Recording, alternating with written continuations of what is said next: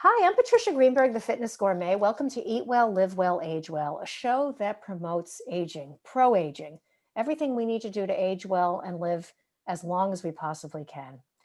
My guest today is Rona Lewis. She is the co-founder and CEO of Playful Mind Project. It is a wonderful combination of an organization, a business, a way of life. I just can't describe how happy I am to see this coming out now and to see how happy Rona makes other people. Rona, we're just going to jump right in because you have so much wonderful information. So start out, what is the Playful Mind Project? Well, the Playful Mind Project, to start with, we have a lot of big plans for it, but we're a women-owned business, and we offer fun and interactive games and exercises to help alleviate stress and overwhelm based on the science-backed theories of purposeful and attuned play. And sessions can be anything from improv and laughter yoga, which, if you don't know, is actually a thing and it's Mhm. super fun. Word play, physical movement, meditation, breath work, anything that that the client may need. It's also an overarching project to work with companies as well. We are actually concentrating on women working from home um, and who have had the experience of raising kids and taking care of homes, and who basically, I mean, everyone's much more stressed now, but women are more stressed than anyone's, and they have science-backed, not theories, but there's all kinds of um, articles and stuff that prove whether you have young kids or, I mean, you have kids who are out of the house now, but you never stop worrying about them. That's right. A lot of them are out of work. A lot of them are moving back home. My brother is 8 years older than I am, and his younger son, who is 25, 26, just moved back home, and he's like, "You can't stay here forever." All of a sudden, it's a financial burden, and the women have been shown to take care of at least 70% of everything. Right. Mhm. So we work with uh, people to help alleviate that stress through elements of play that keep you in the present moment, because when you are present, you can't stress. Yes, yes, excellent. And you talked about that there's the two divisions of Right. the play project. Yes. Right. The business to consumer, which is strictly on the one to one. So if you were my client, you and I would be just simply working with each other, and I would attune to you. You can't attune in a group. And that's the purposeful play, which is more for B2B, business to business. We work on team building and working corporate culture. We also believe that companies should pay for the ability of their women working from home to do the one to one, because when they're less stressed, they're more productive, they're happier, they get more things done, and they handle people better. If you're cranky and stress all day and you have to make a sales call or a presentation, it's not going to go as well, and you don't think as clearly. Stress causes brain fog too. So on so many levels, play is important, on both sides, and that's why we have a consumer as well as a business section. So you're talking about, being attuned Hmm. and attuned play. And one of the problems I'm telling you, more than anyone else, the distractions and the things that are coming at us all day, even though we're home in Hmm. quarantine mode or not interacting with other people, we're bombarded with whether it's news we're getting online, the stressors of not knowing what's happening, and Right. also, what I like to say is that blurred line, because when you're home, you've got your dog and you've got your kitchen behind you, and you're worried about if the house is a mess, but you're trying to focus on your work, and Hmm. the kids are in the other room doing their homework. So, the best of intentions, our level of concentration is just not there. Right. So as we hear the dog bark, how's That's the right. dog And doing? he's Yes, that's okay. protecting me for that. That's right. Yes, yes. So tell us, what is attunement and attuned play? Well, overall, attunement is based on attachment theory. When you attune to somebody, like if as a coach, or we actually like to call ourselves stress shifters because we Yeah, shift you from yeah. from stress. So I attune to where my client is. I am all about you. So I will ask you, how was your stress level this week? What happened that was particularly stressful that is staying with you, Hmm. you know? And I take that moment and I kind of work you out of it and get you ready to play. I put you in a safer space. So what attachment theory is, it actually starts with a caretaker and their charge. So the mom figure, whether you're male or female, um, the mom as a caretaker and the child. And if a child feels safe, they're more able to Hmm. play. If there's no attachment with the caretaker, the child never feels safe and they Right. become codependent. And there's a lot of issues without going deeper Yes. into Yeah. Hmm. attachment theory. So we attune to where you are, and we take you from safe to silly Okay. because you can play when you feel safe.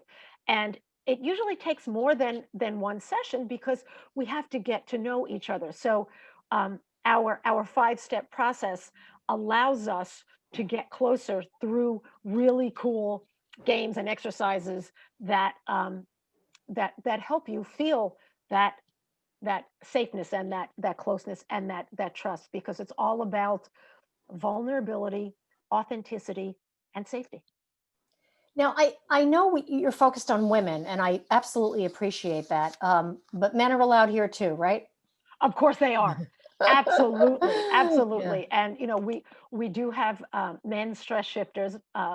Women tend to believe in self-care more than men do, but we are, of course, way open to having men do it. And it's also as we get older, and especially during COVID, I'm going to be 60 at the end of the month.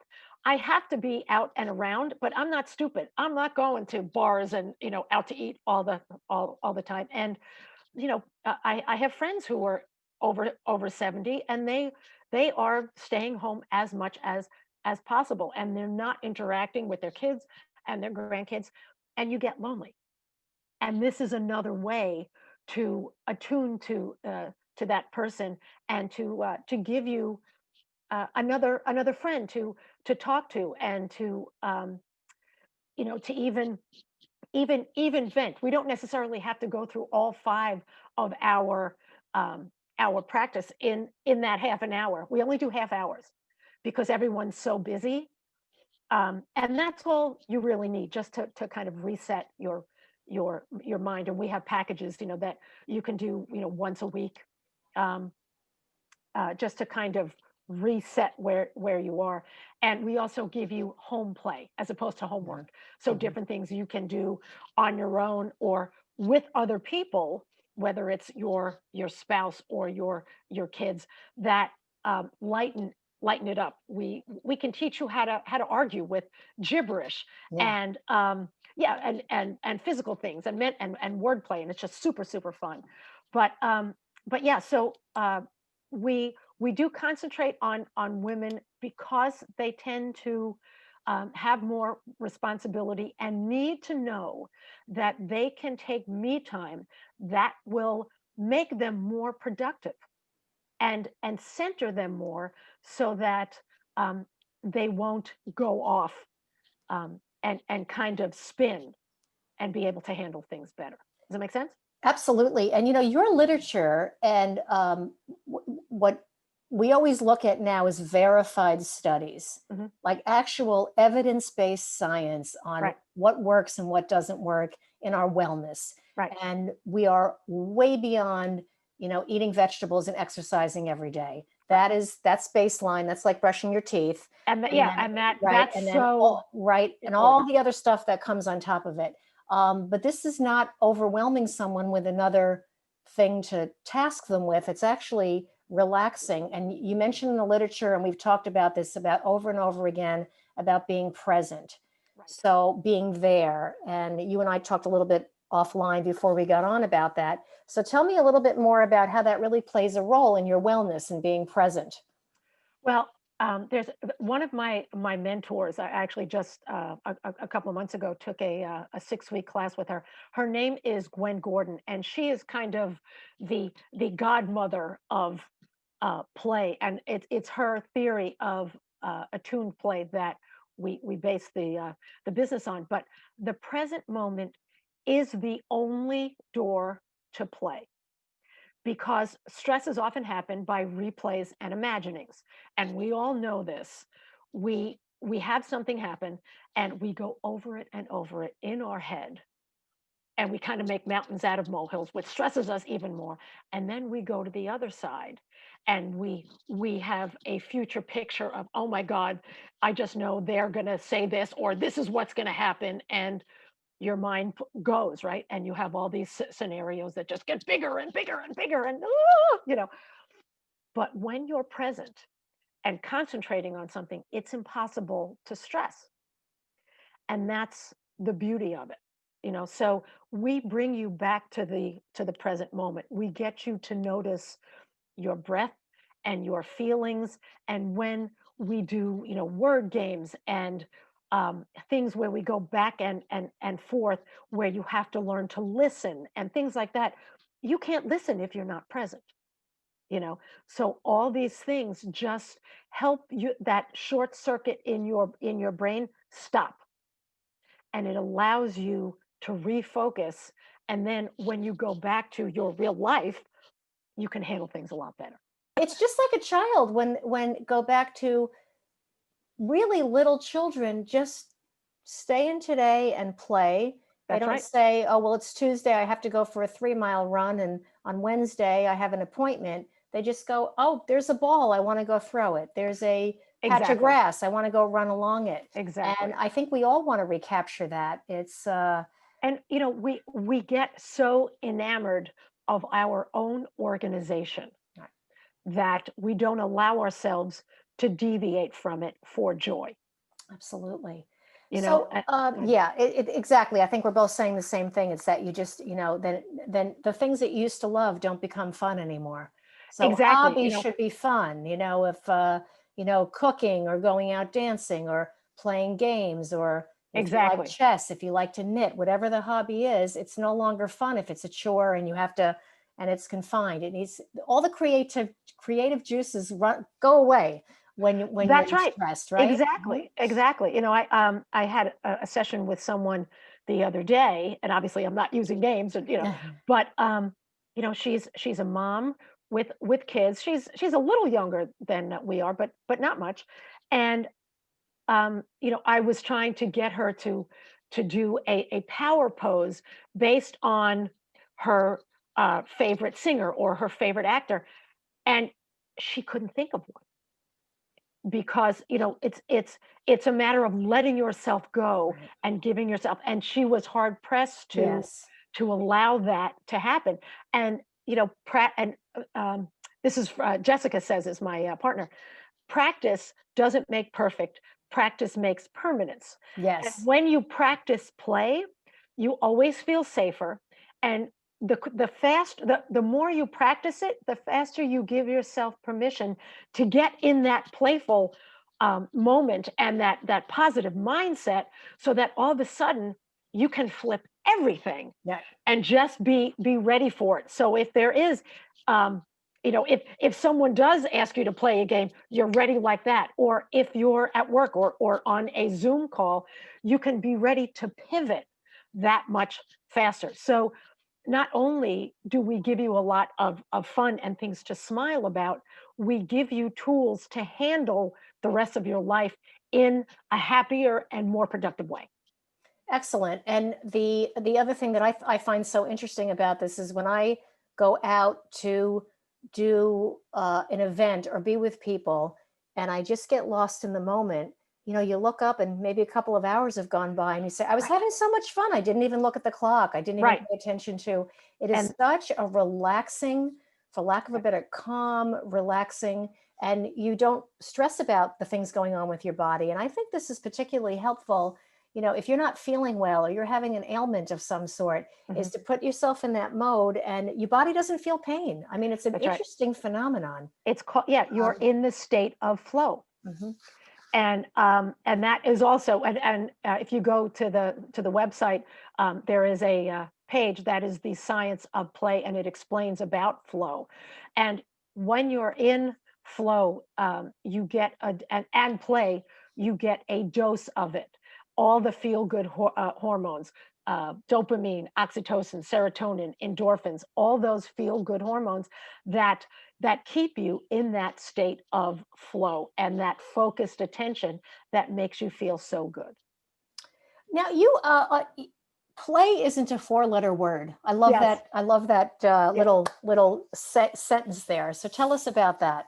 Well, because so many people poo-poo it, play is not an industry, and that is one of the things that Jessica and I really want to do. We want to make play an industry because Mhm. we know how necessary it is. So our five-step process is actually PLAY with an exclamation point. So Okay. Mhm. it's a five-word, Right. a five-letter rather. Five-letter word. Uh-huh. And so that's why we like to say it's not a four-letter word.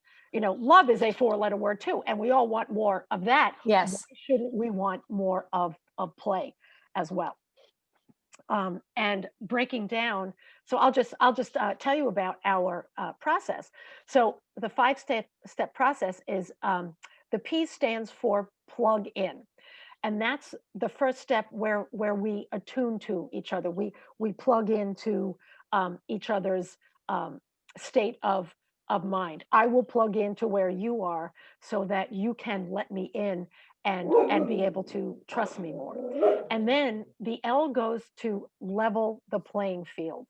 We want to make sure that we're attuned to each other so that we can be ready to be open to play with each other. And some of the exercises we do and games also get you in um, that mindset so that you know how to level the playing field no matter who you're. Okay. Hmm. And then the A is actually attune and adapt.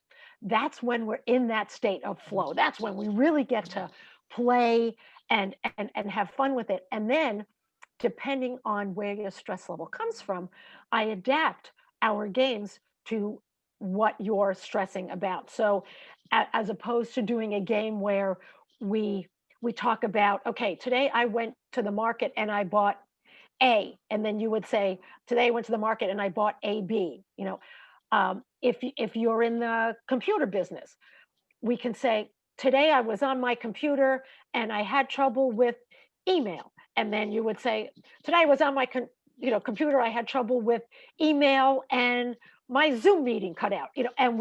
So I adapt to the issues that you're having Right. Mhm. and get you in a more playful mindset about that. Now, the why is yes, and that is taken from improv. And that's when improv is when you agree to the current reality and we add to it. So it's a yes and, not a yes but. So that I have to tell you is of tremendous interest to me Okay. personally. Sure. Is not to fly off the cuff in a No, no, negative no. way, but it's like you and I are having a wonderful, we have a script, if you will, because we always discuss, but Right. there's some improv going on just in the way we're Exactly. interacting. And Right. it's intriguing to me. And it is very fun and relaxing to just jump in and add to it. But Absolutely. tell us the nuts and bolts about improv, because I don't know. I see a lot about it, but I don't know how it Okay. works or how it helps. Um, Yeah. okay. And I'm going to look at other notes and That's things like that. okay. That's okay. Yeah. So improv, there are five, yeah, I would say basic tenets of improv. Number one is yes and. because you always want to build on what the other person is saying. Because once you say but, the word but negates everything that went before it. Okay. Okay. So we don't have to argue, we don't have to agree, but let's say, okay, without going into it, a Democrat and a Republican, to bring us closer together, if someone says, and I'm not going to say which side I'm on because it doesn't matter, but let's just say I'm in California, so but I can hear a person and say yes, and I understand what you're saying, and here's my viewpoint. Because if you say yes, but I don't agree with you, you've just said I'm not hearing you, and yes, yes, and in addition to that, here are some of the good things that I see. So you're always adding. And another fun thing about improv that's really important when you play is called fail and feature it. People are afraid to be creative and innovative and talk because they're afraid of judgment. They're afraid of Yes. being wrong, and they're afraid of failing. Failure is the secret sauce of improv. So if someone makes a mistake, we jump on it. And Yeah. Yeah. one of the things we do in it, if someone makes a mistake or says the wrong thing in a game, we lean forward and go, awooga. It's kind of like, Yeah. yay, we failed, let's try again. Yeah. And it gives people permission to be okay about making a mistake. Yeah. Yeah. And so we fail and feature it. And hopefully it makes people laugh when they make a mistake. Absolutely. How can you not laugh and go, awooga? Yeah. Another one is make your partner look good.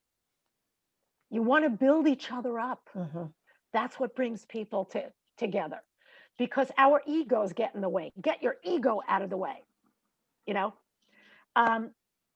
1, 2. Oh, I guess there are 4. Yeah. And then just by practice in improv, you have to know when to end it. Okay.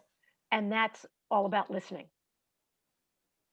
So that's and everybody does these things all the time, or you can learn how to do them. But these are the things that we bring into elements of play and some of our games to get you to kind of loosen up and understand that who you are and where you are in this moment is perfect. Absolutely. I want to also tell the audience that some of there's many reasons why I had you on, because I love what you're doing and I love you, but also that I'm really trying to convey in my work at all times to, and we'll use the word play, is that it's fun and it's interesting. So you want to take up a hobby because you're interested in it, not because there's this big end game, and learning for the sake of learning. And so many people have this thought, well, if I go back to college, by the time I'm done, I'll be 60 or I'll be 70. Doesn't matter. Just if you're interested in accounting, go take a class in accounting. If you're interested in floral arrangements, go take a class on floral arranging. So this is just really to re-emphasize over and over again at any age, is to do something for the sake of doing it, because it's fun and it's there's lifelong learning. That's what it and is. Just get away from this, that it has to have some practical outcome for you, whether it's monetary or some necessary thing that comes out of it. And I love what you said about failure. If you're halfway through and it's not for you, you have every right to leave. That's not a failure. People use the word quit and failure interchangeably, and it's not. Sometimes something's unhealthy or not working or too expensive or too time consuming or whatever the reason is. And you have to Marie Kondo it. And yes, if it doesn't spark joy, get rid of it. Yes, absolutely. And you made a really important point about play, that it's play is in and of itself an activity because of itself. It does not have to have an end product. Many years ago, Monty Python had, like, when we were still doing games on CDs, you Yes, know. yes. Uh-huh. So they had a game based on one of their movies. What's the? I can't remember the The, movie the, with the the Holy Grail, yes, yeah, Monty Python and by the and Holy the Holy Grail. Grail, and it never ends. Okay. It's just the game never ends, Okay. and it's like because so you're just playing it for the Yes, fun of it, yes. and I'm like, this is, and I just always think about that. I'm like, this is exactly it. It's amazing. Yeah. So real quickly, we're getting towards the end. Sample Sure. games to share. So maybe one or two Okay, things that you absolutely. Let me. normally do. I have a bunch of them. Um, okay, so one of the things that we forget to do is breathe deeply when we get stressed. When we get stressed, we start to breathe from our chest. Yes. So I want to give you some breath work that will make you laugh because it actually is laughing. So I want you to start with me. Take a nice deep breath in, and then we're going to in through the nose. And Roscoe's going to try to. Okay. As you breathe out, I want you to breathe out through your mouth in a ha, so like a long sigh outwards. So ready? Breathe in. Ah. Now do that once more. Ah. Now, when you breathe out, I want you to breathe out in a staccato manner. So it's like this. Ha ha ha ha ha ha ha ha. Ha ha ha. So yes, I'm laughing. We're Yeah, laughing. I'm laughing. I got that right Exactly. away. Thank you. Absolutely. Forces you to laugh and relaxes your whole body. Exactly. Exactly. Wonderful. Wonderful. So, and then, okay, let's play 1, 2, 3. Okay. Okay. So we're gonna. This is all about speed. Okay. I'm going to start with one, and you're going to go. We're going to go 1, 2, 3, 1, 2, and we're just Okay. going to keep going as fast as you can. Ready? Yeah. 1, 2, 3, 1, 2, 3, 1, 2, 3, 1, 2, 3, 1, 2, 3, 1. Okay. Now Okay. we're going to take it a step further. Instead of 2, you're going to clap. Okay. Okay. And we Let's try right. that. So Yeah. and this it gets a little harder. Yeah. So I will start. 1, 3. Oh, No. 1. I Oh, already made a mistake. God. Okay. All right. You got me. Okay. Now we're going to start all over again. Okay. Right. Ready? 1, 3. 1, 3, 1, 3. 1, 3. Right. And Okay. it goes on like that. And then Very nice. Yeah. and then you replace the 3 with a jump. So it gets Okay. you want to go as fast as possible. And Okay. it's super fun. Yeah. And what this exercise does, as you can see, it keeps you in the present and you have to listen. Right. Right. Right. And so all of these things have a little lesson that goes with it. And this is a great thing to do with your husband, Right. your kids, things like that, where it's just an added thing to do together if you're bored. Let's play a game, And so those are the kind of things we do. Oh, okay. We're going to play scary stories. I'm sorry, scary stories. And Scary stories. Okay. Scary, not scary, scary. And I'm going to get my timer out, and I'm going to time you for a minute. I'll go first. You're going to tell a story about a scar on your body and how you did it. Okay. How you got it. Okay. So I'm timing myself. You can't see it, but I have scars right here from a dog bite that I got about 5, 6 years ago. This was a dog that one of my best friends has, who I've known for years. And I was scratching his back. His name was Bentley, scratching his tummy, rather. And I love dogs, obviously. I have one. So I bent down to kiss him, and he got scared, and he bit me. Oof. And yeah, I was like in a state of shock. So Donna, drives me down to the, we actually went to her doctor, who got me into a plastic surgeon, Okay. and he sewed me up, and I look like like Frankenstein for a little bit Yes. because I Yeah. had 72 stitches. But that's my, so I have a scar here from that. Sorry, Okay. that's my, okay, that's a, So you can mute while he's. hold on a second. Let me just yell at him. Okay. Yeah. So that's okay. So that's a great example of so people everyone tells their story, and whether it's a group or just two people. Right. And Exactly. You want to try? interesting. Yeah. Sure. Okay. Okay. So I'm going to time you. Okay. Ready? Yes. Go. So I have a scar on my right knee about 2 inches long. It's a little smaller now. And I was having a mole check and we couldn't find anything. The doctor said, "Is there anything else there?" And I said, "Well, there's a little black dot on my knee that I hadn't seen before." And it actually turned out to be a skin cancer that I had to have removed. And the interesting thing about it is I'm not a big sunbather. I never have. But the 1, 2, maybe 3 times I laid out in the sun as a teenager, and I'm 60 now, showed up 30, 40 years later as a skin cancer. So it was a great warning, and I'm really glad the scar is there because it reminds me of how well I took care of this, that I took care of myself and I was proactive. And now I often go and talk to people about skin cancer screenings.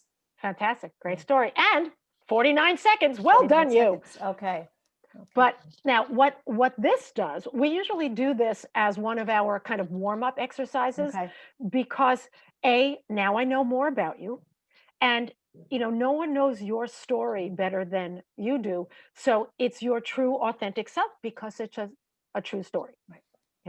So obviously storytelling and improv, all these things. And none of these exercises by themselves are so groundbreaking.